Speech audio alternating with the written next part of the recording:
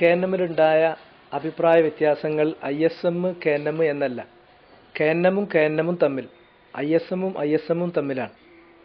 കാരണം ആശയപരമായ അഭിപ്രായ വ്യത്യാസങ്ങൾക്ക് കാരണമായി തീർന്നിട്ടുള്ള വിഷയങ്ങൾ അഭിപ്രായ വ്യത്യാസം ഉണ്ടാകുന്നതിന് മുമ്പ് ഒരുമിച്ചിരുന്ന് അവർ ചെയ്തതും പ്രസംഗിച്ചതും എഴുതിയതും പ്രചരിപ്പിച്ചതുമായ കാര്യങ്ങളാണ്.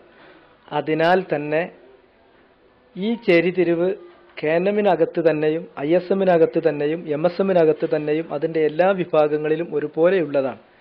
പിന്നീട് ഈ കാര്യങ്ങൾ അനുകൂലിക്കുന്നവരും പ്രതികൂലിക്കുന്നവരും അങ്ങോട്ടും ഇങ്ങോട്ടും മാറി നിന്നപ്പോൾ KNM ISM എന്ന് അതിനെ രണ്ട് ചേരിതിരിവായി പറഞ്ഞു എന്നതാണ് വാസ്തവം.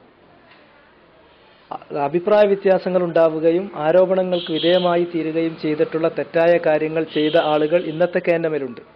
അത്തരം കാര്യങ്ങൾ ചെയ്തിട്ടുള്ള ആളുകൾ ഇന്നത്തെ ISM-ലുണ്ട്. രണ്ട് കക്ഷിയിലുമുണ്ട്. എന്നാൽ ഇത്തരം കാര്യങ്ങളിൽ നിന്ന് മാറി നിന്ന ആളുകളും രണ്ട് കക്ഷിയിലുമുണ്ട്.